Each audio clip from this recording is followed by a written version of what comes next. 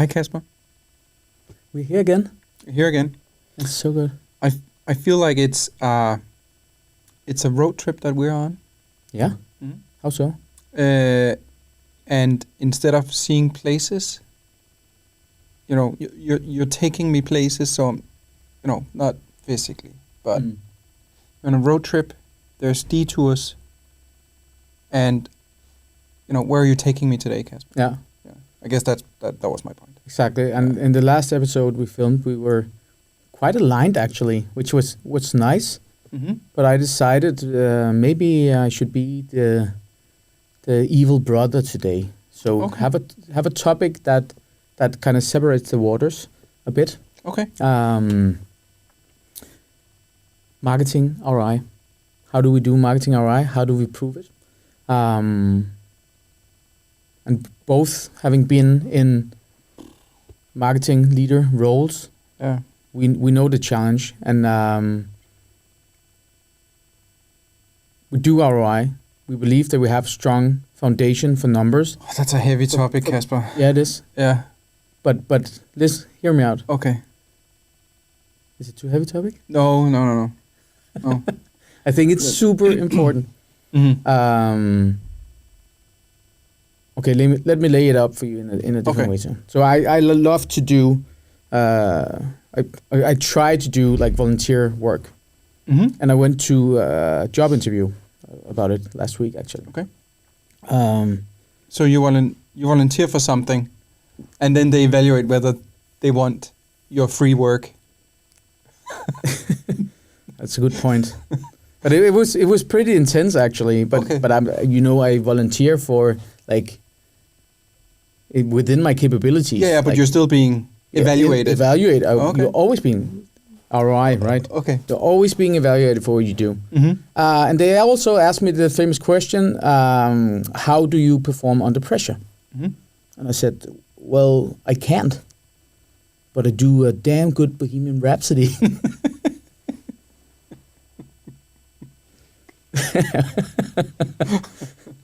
So ROI. No, the main challenge here, not to make it, because like we all know this, but it is, we present our numbers, we push them forward. Sales comes with other numbers, or our like different teams comes with different numbers, and in the end, top management or CFO will recalculate your ROI unless you are able to prove exactly what it is, and numbers will be skewed across the organization.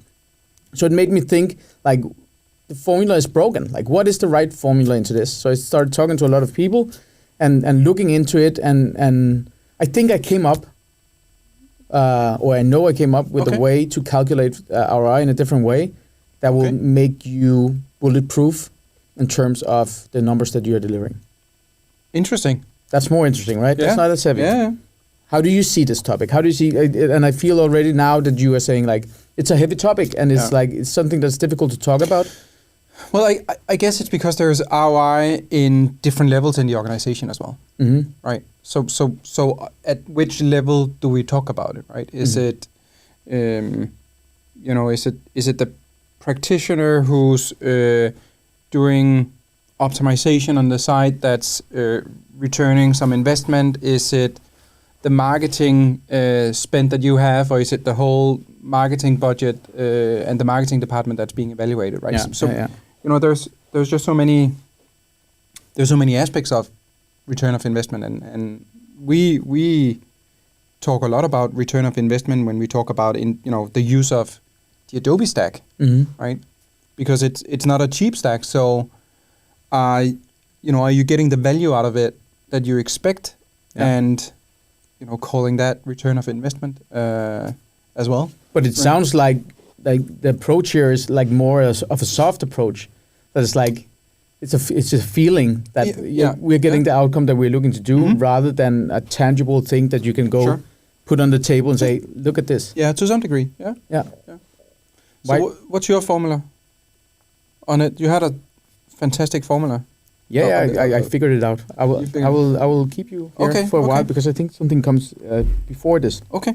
Because I think what led me, I'm just taking you on this train of thought here that I went through before before going deeper into this, and it was like, what do we calculate on now? Like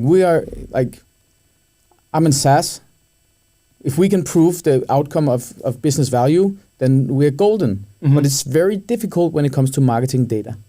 It's very difficult when it comes to marketing data because we can show you that you save time, which is an amazing return of investment, but has absolutely no value because it falls in the field bucket. Yeah. Sometimes, even though you have hard proof, it goes into the field bucket. Yeah. And then I was like, but what is ROI actually? So when the business owners or the top management look at ROI, what do they look at? They look at the outcome that they're getting. Yeah. They need the most reliable results that they can put into the evaluation and then they can put into the like helicopter approach to how they drive their business. Mm-hmm. And I was like, are we good enough in marketing to actually present that? Because we optimize, and we talked about this before, we optimize around our entire marketing setup, but not as often into the business setup. ROI is a calculation for a business that relates. That's actually the language that we speak across all teams in our setup. And what is the current formula for ROI? It's how much do we bring to the table? Yeah. What is the outcome of what we bring? And that could be revenue. It could also be pipeline if you are in a B2B setting. How much do we spend creating this divided by how much do we spend creating that? Mm-hmm. Then we get a number that is the ROI. As soon as it goes to CFO, they will look at, but sales told us the attribution was from them. Or there's often a disconnect between marketing efforts and sales efforts or IT efforts or whatever. So this is exactly the same as the Facebook Google game where we go into, they both say that they perform best and you should put money with them, right? Yeah. So the CFO is actually in a position where they need to recalculate all this. So it's like, but how could we prove that we don't have to do this? How can we prove that that what we're presenting is bulletproof? Mm-hmm. And I was looking at like data. What if data was the formula? What if the numbers that you're presenting are 100% bulletproof? So why is data quality not part of this equation? Yeah, and I guess it speaks a little into some of the conversations we're having with our clients as well. Mm-hmm. Because when we talk about data quality, it's typically a heavy investment for an IT department. Mm-hmm. But it's difficult to prove the value it brings to the table because the business case is really bad, right? Either you invest a lot of internal resources or you hire external resources to do it. But it's difficult to prove that after having made that investment, that the output is trust in data, as an example, right? Yeah, but that's trust in data is a feeling, right? Well, I guess it can be tangible and evaluated and measured, kind of. Trust in it. Well, quality of data can be. Quality, for sure, yes. Sure. Yes. But trust is equal. I'm actually backing your point because I think trust in data is equally important. Yeah. But it's a soft metric that will get us from marketing side turned over in the discussion of big money sometimes. Yeah, but I guess, so my point is, there's a lot of investment that's put into better data quality. Mm-hmm. But it's difficult to prove the return of investment that the data quality is bringing value somehow, right? But what if data quality in itself is not the end value? What if it's saying that, hey, we have 100% clean gas into our house heating or whatever it might be? What if it is an indicator for that? And that's back to the formula that we're looking at, and that I've actually talked to a lot of our customers about it, a lot of marketing leaders and CMOs about it, and kind of like just to get a feel if I was completely going rogue here. Okay, interesting. But the formula then is, if we calculate on the old existing formula, yes, let's say we have 12, we create 12 million, we spend 3 million doing so. That means that we have an ROI of 3. Mm-hmm. Going to the CFO will be probably that will be recalculated, and the trust that is the outcome of this disappears. Mhm. If we take in data quality in consideration, most would calculate it like this: 12 million earned. We have a data quality of 50% minus what our costs are divided by the cost.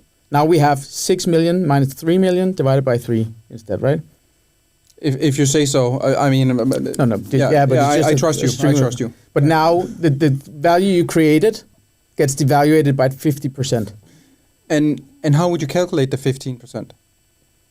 The 50% data completeness? Or 50%, yeah. Yeah, but again, do you have the tools that does that? And that's, from our side, something that we look very much into, because like doing SaaS with data quality, we present these numbers. Okay. So if you have the right tools, then you can get these numbers presented. Yeah. You can probably calculate them in a lot of ways, like how much of your spend is following these things, but there's also offline, there's other things. But if you have a tool that tells you, but I can tell you, for most companies out there, it will be around 50% right now. Okay. So that means that if we bring it to... And is that across all channels? Like, and their own channels as well? Like, so when you evaluate the data quality, it to be 50%. Yeah. Is that, the data layer and the data going into their analytics tool? Yeah. Is it whether their campaigns are tagged up correctly across the board? Yeah, good question. These numbers, mainly on where the biggest investment is. Okay. Besides people, and it's in paid media. Yeah, okay. So obviously how you tag up paid media. So it's the click that people does on your paid campaign reflecting back in your Adobe setup or in whatever setup you have, right? Yeah. And that's where we see around 50%. Okay. But if we take that into calculation... So you're saying that 50%, if a company has 50% data quality, it means that half of their paid campaigns cannot be tracked.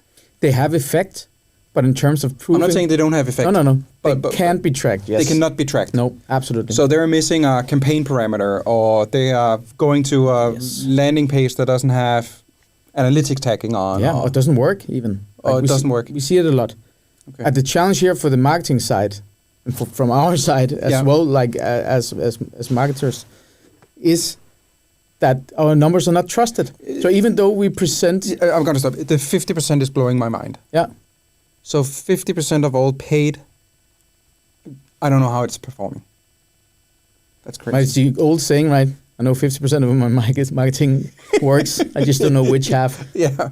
But we know which half. But you know which half. But everyone knows which half. It's the half that you track, That's right? crazy. And have set up. Yeah. But the interesting part here, just in terms of ROI, when we talk about it going across the business language, is that the CFO knows. They don't trust the data because they know, and marketers knows as well, that we have a challenge with correctly tagged data. Mm-hmm. We definitely have a challenge. I'm just saying, if you have the indicator of doing so, then suddenly we can make the calculation saying 12 million from the old calculation times 100, just to make the calculation easy. Yeah. Minus our spend divided by our spend. That same calculation would give you the double amount of ROI. It would give the initial ROI that you were coming from without calculating data quality. But there would be no way for the decision maker, CFO, CEO, whoever looks at it, to question the data. Because it's 100% accurate. It's 100% tagged. No matter which kind of attribution you do, no matter how you go to market, no matter what you do, it's a solid way to prove ROI from marketing. Okay. And I think I haven't heard anyone talk about it before, but it made me think about data quality as not the end goal, but as the enabler for... As a parameter part of the formula. Exactly. Yeah. We had a customer saying, hey, we misattributed $1 million per month.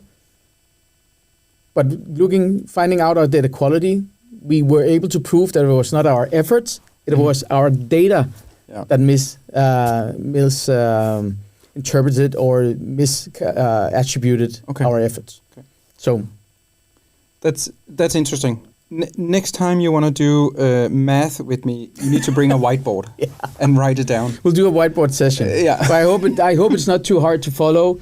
I try to make it simple, but I understand when we say math this way. But I hope that, the simple formula is that if we calculate our data quality and we can prove that it's 100, even across offline and anything, then there's nothing to argue that this data is correct and should be trusted. Yeah. And I think they will go elsewhere. And as a business, obviously, we need to solve this. Sure. But for marketing, I think this is an easy hack to kind of prove that what you're doing is working. Yeah. That's all I'm saying. So I'm sure we can put that formula in some notes on our site and in the notes for the episode as well, right? Maybe we can even implement a whiteboard. Talented people there's can probably do that. an AI that can put something in. I think what's interesting is that obviously there's lots of other data sources where quality needs to be established as well. Right? Yeah. So you're talking about paid search primarily, but I'm actually talking about everything. But it depends on the case that you're solving. Sure. And it depends on the data that you have available. Yeah. Because that's where we need to start, right? Yeah. Okay. So takeaway from today?